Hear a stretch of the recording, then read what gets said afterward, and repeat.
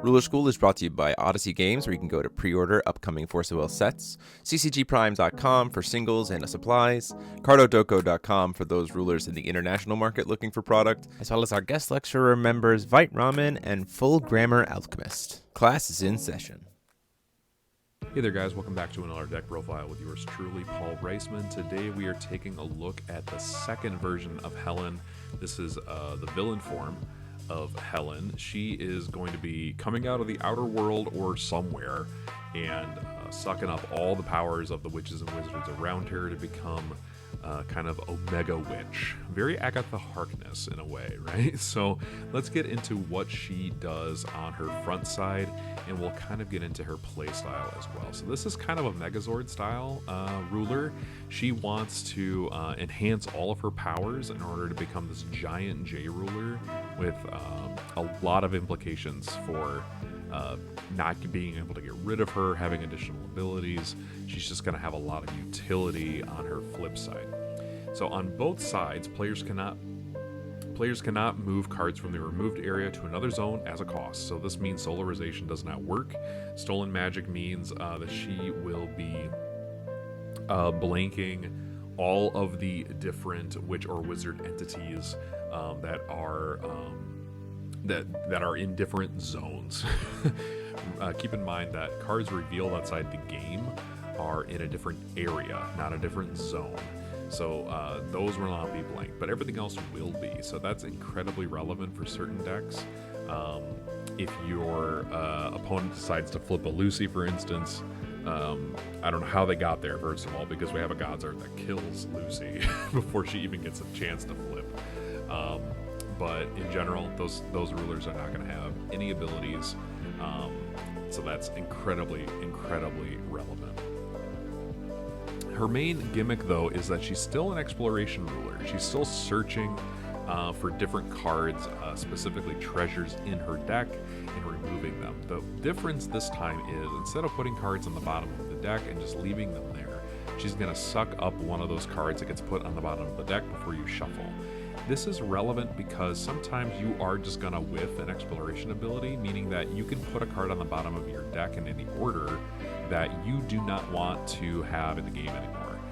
Sometimes you get to make that call and you get to make that choice as to whether or not certain cards deserve to be in the deck still compared to other ones. So she's going to be really interesting in that you have to make that choice every time you activate her exploration effect. You can still do it on your turn and your opponent's turn, so just keep that in mind. You can only do this once per turn, but you can do it on every other turn. So you can do it on your turn and your opponent's, and vice versa.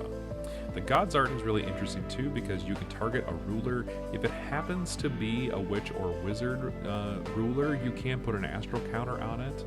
But in general, you can just activate this Godsart ability. If you have 6 cards stacked below this card, you can then perform the judgment process during the end phase. That's really helpful because her normal judgment cost is also not that expensive, but 1 is cheaper than 2. So sometimes the Godsart is going to be the thing that you want to do going into your opponent's turn. And of course, her judgment is just red and blue. On her flip side, she is going to absorb all of the Trinity effects of witches that you control outside of the game, and cards in your removed area will gain all of the attributes while paying the activation costs of activate abilities of this card, such as this Trinity ability, right? So certain witches from Trinity Cluster are going to specify certain attribute resonators that you need to remove from the game or expel from the game in order to activate their abilities. So you are absorbing all of these.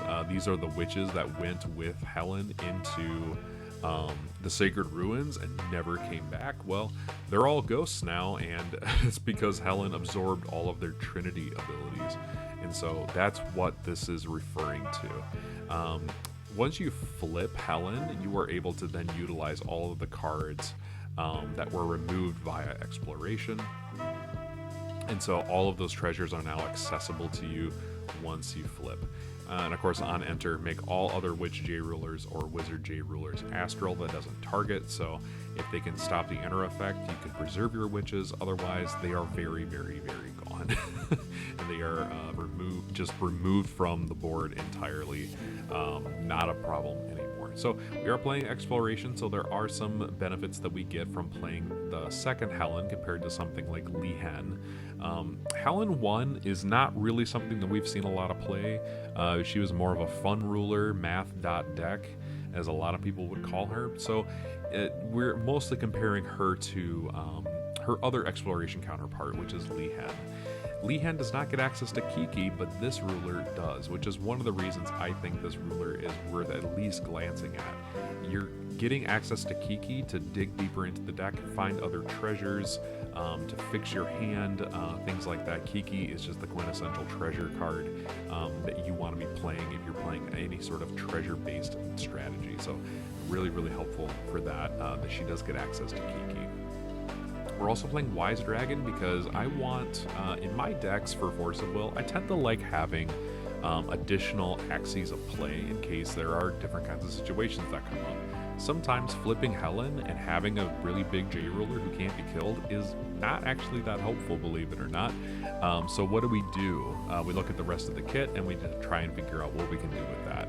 The best answer for me has always been Wise Dragon. Wise Dragon gets cheaper, it bounces cards, it has flying, and it's a really big resonator. So this card is really helpful for getting rid of really troublesome cards that your opponent has, walks back their tempo, draws you an additional card, and then sits on the board as a bomb, making you really threatening. We do have a way of recycling these back into the deck, so playing these time and time again is going to be something you can use to overwhelm your opponent. I'm also using a Water Spirit of the Lamp for something very similar. I was playing the Treasure Golem that came out in the Lehen structure deck. However, I think this card is just going to be doing a little bit more long-term value than that Golem. The Golem destroys everything that's a non-Golem on your field, and so sometimes I don't want to blow up my Wise Dragons. I want to add to my own tempo, and Water Spirit of the Lamp seemed to fit that. If I'm going to be paying 2 will, I would rather be playing a 9/9 flyer that can potentially get bigger and get around Mirage Spirit than I would be playing a Golem that blows up everything on my field for the same cost. It's also in color, and so there's a little bit of an argument here for me to play this over the Golem. Let me know what you guys think of this. I still think this card has a little bit of value. It's just not as free and not as cracked as it was prior to the errata that happened. So this did come out in the Lehen structure deck, so you're able to play it in Paradox as well. So I think this is still a tool that we need to consider for these treasure-based strategies. One of the other things that's really good about Helen is she gets access to this new treasure, which is Ghosts of the Witches of the Tower. When I realized this card was also a treasure, I thought this was really, really interesting. This is also something you're going to be able to find off an exploration effect, but it also is a witch. So in the event that you want to play one of these in your sideboard to fetch off of, say, Witch of the Fallen Kingdom, this card is really, really good for that. Otherwise, this card, when it's outside of the game and removed from the game, you can pay it using its specified cost rather than its total cost, meaning that this is now blue and red instead of blue, red, and 1 free will. That's really relevant in the sense that it's a 2-drop 7/5 with quick cast, it has flying, and upon entry, remove target spell with total cost 3 or less from the game. This card is really, really, really good. It deserves to be a marvel as far as I'm concerned. If you want to use the Trinity ability, this is where I have a little bit of a strong opinion, having played the deck so often. I think this card should either be in the deck or not at all, unless you are trying to play some sort of witch toolbox. This card, to me, when you have Helen absorb the Trinity ability of this card, it kind of invalidates all of the other win conditions you have contained in the deck. Helen is going to probably stick around. Outside of playing against Zero, she's going to be really hard to get rid of, and so if you take all of your Wise Dragons out of play, essentially, by making their attack 0, this card is actually hurting you and hindering you more than it's actually helping you. So I'm here saying we should just play 4 copies of this, 3 copies of this in the main board, and just call it a day. And the reason I say that is because we do get access as well to Metal Helix. This is a really good way of removing these witches to pay for this card's quote-unquote cost. It's going to deal 10 to the board, draw you 2 cards, and set up 2 cancels later in the game. This card is a powerhouse enabler that does so much work in the deck. It operates on 3 different axes, 3 different axes by just existing in this list. So it's really, really good for board wiping, drawing you additional cards, getting rid of cards in your deck that you can then cast and get into rotation. This card is, in my opinion, staple in the deck. We're also playing this the classic treasure staples of Cursed Mirror of the Snake, and then we're also playing Zacky's New Plan as that additional cancel. Between this card, Mirror, and your witches, you're going to be having a lot of cancel utility in this list for relatively very little cost. As far as I'm concerned, the core of the deck seems to be your Kikis, your Wise Dragons, your Mirrors, Zacky's New Plan, your Witches, and your Metal Helixes. This seems to be the main core of the list as I see it, alongside your Glyphs, which we'll get to here in just a little bit. There are some cards that are coming in for free, so we want to make sure that we don't have issues with things like Alabaster Shaman or Mirage Spirit, so we need to get rid of them relatively easily. In Paradox format, this is going to be Epiphanic Priests, which you will see a little bit later because this card is banned in Paradox format. But as far as I'm concerned, this card is really solid. It gets rid of Darkness Resonators that can be causing you issues, things like Ash Winds or other things your opponent's playing that just need to be gone from the game. This card is actually really helpful for that, for a lot of obvious reasons. We're also playing 3 Metal Lifeform Dragon. I wanted a little bit of reach in this list, and so being able to just outright burn your opponent sometimes can just end the game. This is also another target for Metal Helix in case you have some of these witches piled below your Helen for some reason, or just not in rotation and you don't want to remove them from the game for whatever reason. This can just substitute in relatively easy, which is why we're playing 3 of them. We're playing 6 of the Glyphs. When this card is revealed by exploration, not only does it still count as a treasure, so it fuels some of the discounting effects that we have. It also helps enable Kiki and some other abilities here, but when it's revealed by exploration, you can reveal 2 Witch Resonators from outside the game. So let's get into those really quick. The same thing happens when you play this card, number 3, instead of revealing it. If it is removed, it does protect your Helen a little bit more, so that's helpful, but these are going to be revealing a few witches in our sideboard. The first is Wang Xia. This card is really helpful for giving her Trinity ability to Helen to recover. Once per turn, you can still call stones because of this, and this allows you to continue to amass stones while not losing a lot of tempo. If your opponent is just kind of dirtling, this is a way for you to still call stones without hurting yourself too much. We also have the ability to give ourselves Eternal. We're able to blank, and you're able to blank if you have a removed resonator from the game. That's really helpful for you to expel. You can remove the ghosts, and you can expel this because of how Helen works. You can expel this and have it removed outside of the game to then gain this Trinity ability, so just keep that in mind as well. This is it's really interesting that you're able to do that here.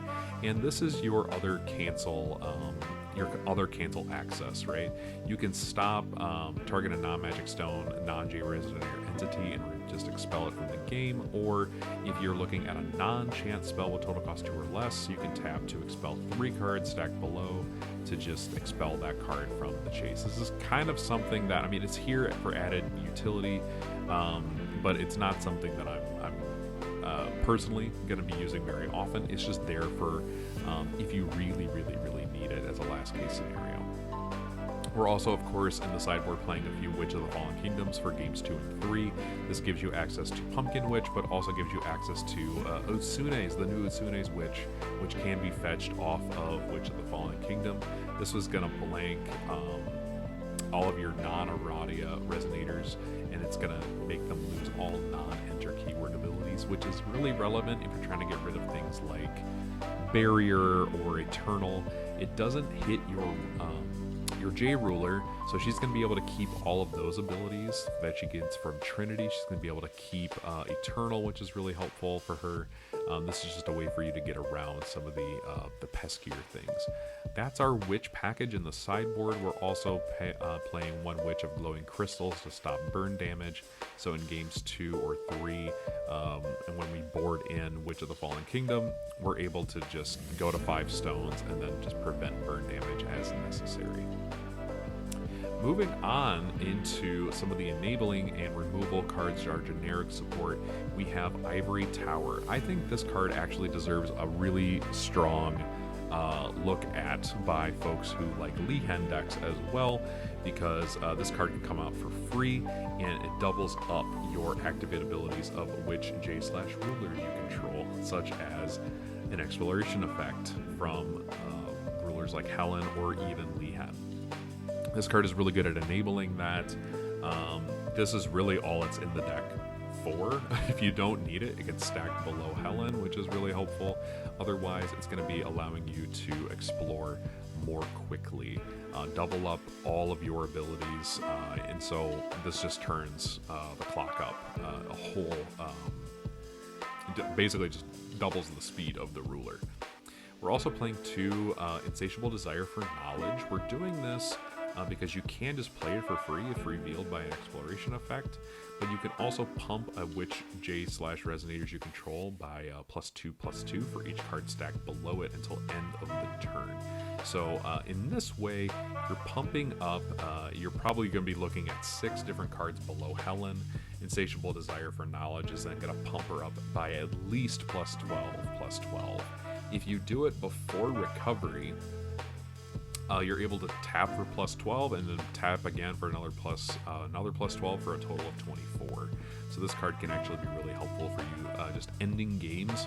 So this card seemed like a classic enabling card for this. If you do have a resonator that you've given Trinity, we do have access to some of that utility. It's not going to be something I use very often, but it's there. You can pump up your ghosts of the Witches of the Tower, and pump them up as a secondary, tertiary win condition in and of themselves. And if they've achieved Trinity, you can just draw additional cards off of this, which can be helpful if you end up losing Helen. So it seems like this has some added utility and thought it deserved to be in the deck. You're playing 1 statue of the Misty Dragon. 1 is plenty. I don't know what to tell you. I've played this card in the deck since I started building the deck, and 2 was just too many. 1 is totally fine. We're playing 2 GST because this is another form of disruption for your opponent and draws you additional cards. 1 Endless Purse because I like having a lot of cards in my hand, and you can just draw a lot in this deck. Surprisingly, you can draw a lot of cards. Having access to this is really helpful for that reason. It also gets shuffled back into the deck, counts as another treasure for Wise Dragon, and so it just adds added utility to the list. Playing 2 Dispelling Stone to get rid of additions and draw additional cards, also is a treasure to count towards Wise Dragon. Then we're playing 1 Horn. This does buff Helen a little bit, which is really nice, but it really is in there to recycle things like your Kikis, your Wise Dragons, your other spells like Zero's Lightning. It's really helpful to just recycle things back into the deck. Magic Stones are pretty straightforward. There's not a lot of confusion here. We're just doing it for the sake of those grand old American colors of red, white, and blue with moonshade rounding everything else out. In the Paradox version of the list, of course, there are going to be some things we don't get access to. Things like Kiki as an enabler, Wise Dragon as a win condition, Light Lightning as a form of removal, and GST as a form of disruption. So instead, what we're going to be able to do is play Epiphanic Priests as a way of sort of replacing Light Lightning. There are certain cards that exist in this metagame still that give us trouble. It's got an inheritance for red, so this is a good way of just getting rid of Mirage Spirits, but also getting rid of Shamans, Ray Asnables. This card is just really useful in this particular list. We are playing more water spirits because we don't have access to Wise Dragon, plus it gets around Mirage Spirit inherently by just being a spirit, so that's really helpful for that reason. We're playing, still playing Reach Damage and Metal Lifeform Dragon, still playing our same combo package for canceling abilities, plus Ghost is just really good in this list in general. We are playing Flowers to gain some additional life. We are kind of relegated back to Shock Rocks in this list because we don't have access to regular dual stones anymore. We are playing Ivory Tower still. This card is really good because we don't have access to Kiki, but that does give us room for things like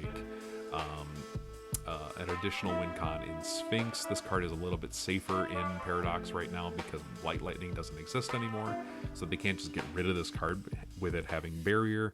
It does get to buff your field a little bit, which is helpful, so things like your spirits get a little bit larger, your ghosts get a little bit larger, and then Helen herself gets a little bit larger too. If you find yourself playing a Witch of the Fallen Kingdom, all of a sudden this is an 8/8 that is grabbing another card that is getting buffed as well from this buff effect. This might need to go to 2 in general, in case this thing gets stacked below Helen. Just keep in mind, I would potentially consider a second. It is a little bit of an expensive card, but if the game is going long, you can pay this amount of will and feel very comfortable doing so. We're still playing Insatiable Desire for Knowledge for an additional sort of buff to Helen, but also an additional buff to the ghosts. Noin's Return from Retirement. It functions very similar to Horn of the Sacred Beasts, allowing you to shuffle any number of target cards from your graveyard back into the deck and drawing an additional card. Really helpful for kind of resetting things. Also might want to go to 2 if you find yourself needing to recycle more than once. Very relevant for this. We are playing a lot of inheritance abilities in the form of courtesans for just some additional defense and gaining some life. There are some cards in this, some additions or regalia that you might just want to get rid of. Things like ice shards are a real big problem for this list, so being able to get rid of those in some way. It's not the strongest answer to ice shards, but it does exist as a way of stopping that card from existing. Then we play Vacuous. Vacuous, very good card, just generic removal, can be very defensive. We do get access to a little bit more black in this list because of Sympathy Stone and Fragment of the Emerald Tablet. Very helpful. Then we just play a little bit of a witch box, one more Epiphatic Priest in the sideboard, as well as 2 courtesans to kind of round out the defensive package.